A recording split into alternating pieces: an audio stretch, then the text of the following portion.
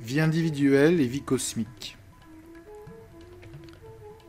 Nous avons vu que la vie a deux aspects, l'absolu et le relatif. Nous avons vu également que l'aspect relatif est tout simplement l'expression de la phase absolue de la vie, qui est l'océan illimité et omniprésent de la conscience pure ou existence éternelle.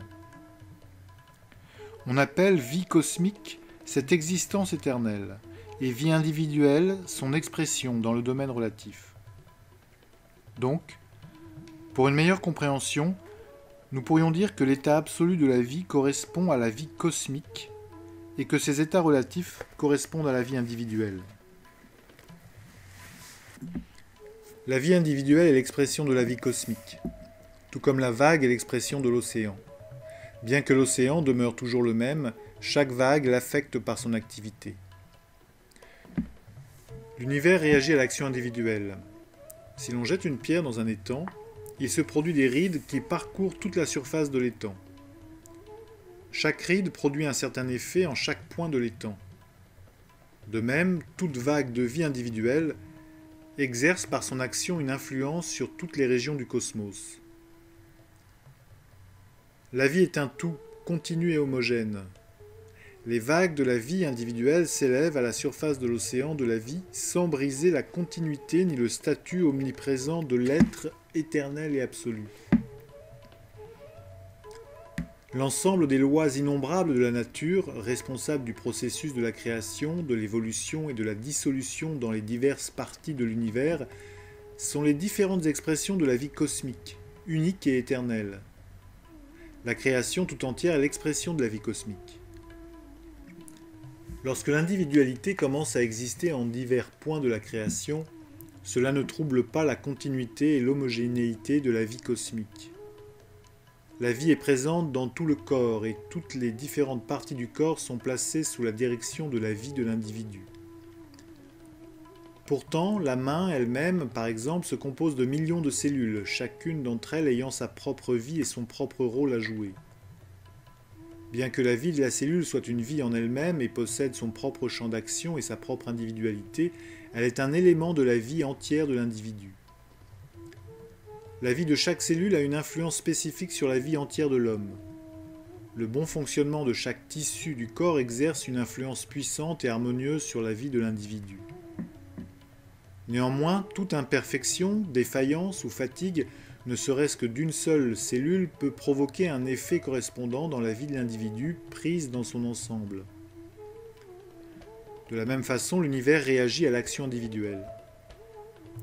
Par chaque pensée, parole ou action, nous produisons des effets qui influencent tout notre environnement. La physique a révélé que, par chacun de nos actes, nous produisons des vibrations dans l'atmosphère. Le système nerveux produit des ondes d'activité qui sont émises à partir du corps et qui atteignent toutes les couches de l'atmosphère.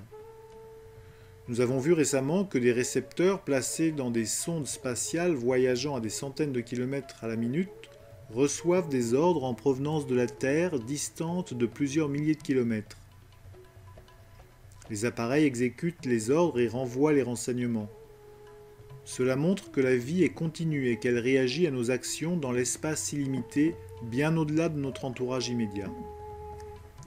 Chacune de nos pensées, de nos paroles ou de nos actions exerce une influence sur l'atmosphère et la qualité de cette influence dépend de la qualité des vibrations que nous avons émises.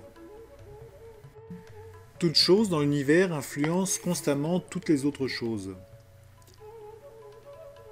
Cela nous montre à quel point la vie de l'individu est puissante et néanmoins subordonnée au reste de l'univers.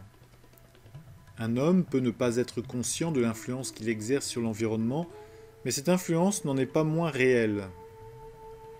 Lorsqu'on exprime de la bonté, de la douceur ou de l'amour envers un enfant, cela produit une influence d'amour favorable à la vie dans tout le cosmos.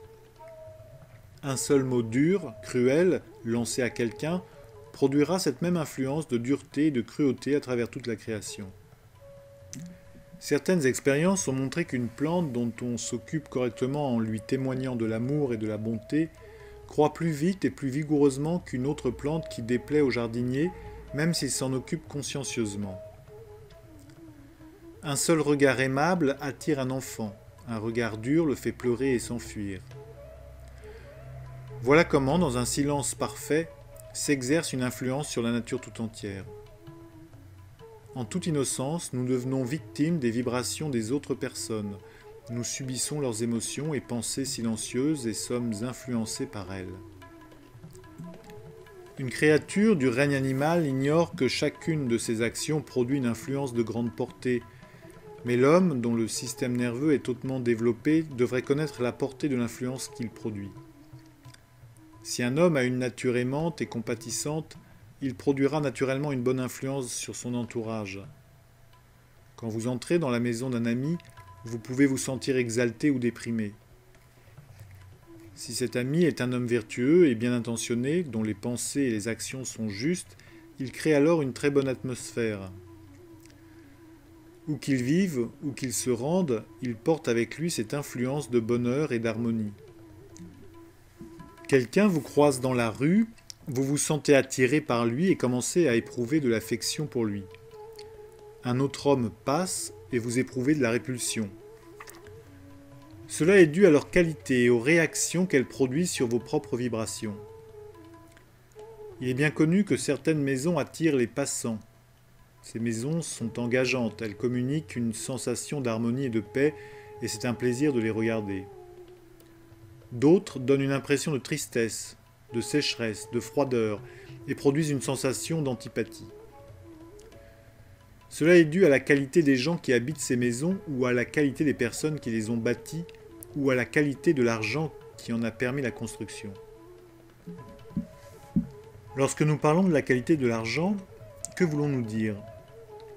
Ce qui détermine la qualité de l'argent, ce sont les moyens par lesquels il a été gagné, aussi bien que les effets qu'il produit sur les autres. Une fortune de bonne qualité est une fortune qu'on a gagnée par des moyens qui ont contribué à l'évolution de la société ou à l'amélioration de la vie des autres. Une maison bâtie grâce à cette richesse, ou une action effectuée grâce à elle, produira une bonne influence dans l'atmosphère. Une fortune de mauvaise qualité est une fortune acquise par des moyens illégaux ou coupables, ou par un autre genre d'activité qui tend à baisser les valeurs de la société et à restreindre la conscience et qui, directement ou indirectement, crée une situation par laquelle les valeurs morales, spirituelles et religieuses des gens sont avilies. Tout travail réalisé avec cette fortune ou toute maison bâtie grâce à elle a un effet déprimant. Une grande fortune acquise par une activité qui restreint la conscience ou porte atteinte à la vie des autres n'influence pas sainement ceux qui en héritent. Cela tend à se manifester par la maladie, par un degré de conscience peu élevé, des façons de vivre dégénérées et des esprits assombris par des pensées viles et mesquines. Pourtant, celui qui hérite de cette fortune ignore qu'il souffre de son influence démoralisante. Ces personnes innocentes et fondamentalement bien intentionnées sont les victimes du mal perpétré envers la société par leurs parents ou ancêtres. Outre qu'elles produisent sur eux-mêmes des effets nocifs, leur fortune ne suscite en eux aucun penchant à aider les autres. La façon d'échapper à une telle situation est de consacrer une partie de cet héritage à n'importe quelle œuvre ayant directement pour but d'élever la conscience d'autrui. Cela compense les effets nocifs produits pendant l'édification de cette fortune.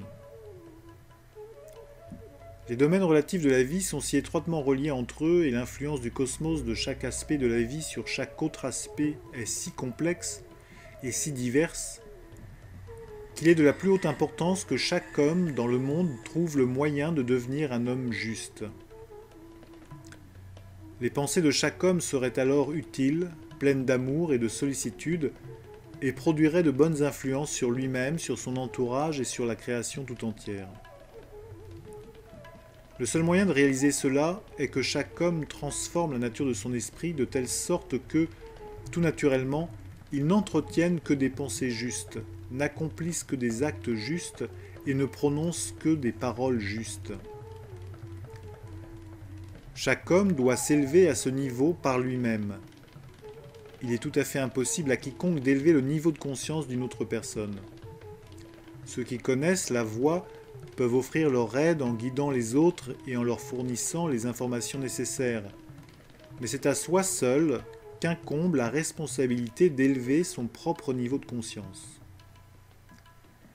Chaque individu doit choisir son propre chemin et s'élever lui-même par ses propres efforts. Les autres peuvent tout au plus lui révéler la sagesse de la vie individuelle et de la vie cosmique et lui inspirer le désir d'établir une coordination entre lui-même et l'état universel de l'être.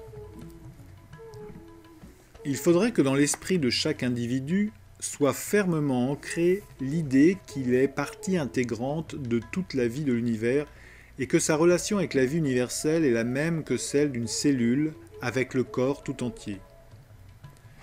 Si chaque cellule n'est pas dynamique, énergique et saine, le corps entier commence à souffrir.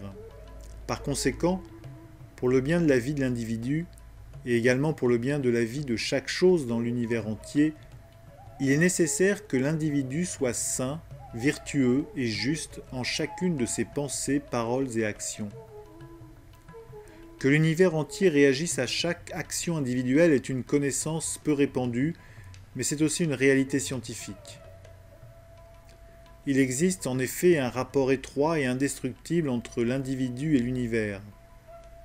Ni l'un ni l'autre n'est indépendant. Les limites de la vie individuelle ne se restreignent pas aux limites du corps, ni même à celles de la famille ou de la maison.